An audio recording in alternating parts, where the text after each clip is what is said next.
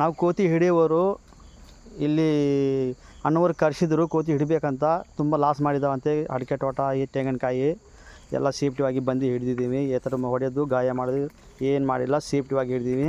ಅಣ್ಣವರೇ, ಈಗ ಕೋತಿ ಏನು ಮಾಡಿದ್ದು ನಿಮಗೆ ಇಲ್ಲಿ? ತೋಟ, ಎಳ್ನೀರು, ಕಾಯಿ, ಅಡಿಕೆ ಎಲ್ಲ ಕಿತ್ತು ಭಾರಿ ಅಧ್ವಾನ ಆಯ್ತು ಸ್ವಾಮಿ. ಒಂದು 4-5 ಲಕ್ಷ ರೂಪಾಯಿ ದುಡ್ಡು ಅಧ್ವಾನ ಆಗೋಗೈತಿ. ಒಂದು ಎಳ್ನೀರು ಬಿಟ್ಟಿಲ್ಲ ಸ್ವಾಮಿ. ತುಂಬ ಲಾಸ್ ಮಾಡಿಬಿಡ್ತಾವ. ಆಮೇಲೆ ಅಡಿಕೆ ತೆಂಗಿನ ಗಿಡ ಎಲ್ಲ ಸಿಗದು ಬಿಟ್ಟಿದಾವೆ. ಸುಮಾರು ಒಂದು 50 ತೆಂಗಿನ ಗಿಡ ಲಾಸ್ ಆಗಿದಾವೆ. ಯಾವ ಊರಿದು? ಹೊಸದುರ್ಗ ತಾಲೂಕು, ಚಿತ್ರದುರ್ಗ ಜಿಲ್ಲೆ, ಕರ್ನಾಟಕ. ಈಗ ಸೇಫ್ಟಿವಾಗಿ ಹಿಡಿದಿದ್ದೀವಿ ಕೋತಿಗಳು. ಎದು ಹೊಡೆದು ಸಾಯಿಸೋದು ಏನಿಲ್ಲ, ತಗೊಂಡೋಗಿ ಸೇಫಿ ಕಾಡಿನಲ್ಲಿ ಬಿಡ್ತೀವಿ. ಹಿಡಿದಿದ್ದು ಚೆನ್ನಾಗಾಯ್ತಾ? ಈಗ ನಿಮಗೆ ಸೇಫ್ಟಿ ಆಗಿ ನಿಮಗೆ ಭಾಳ ಅನುಕೂಲ ಆಯ್ತು. ಮನುಷ್ಯರನ್ನ ಕಡಿಯಕ್ಕೆ ಬರ್ತದಾವು.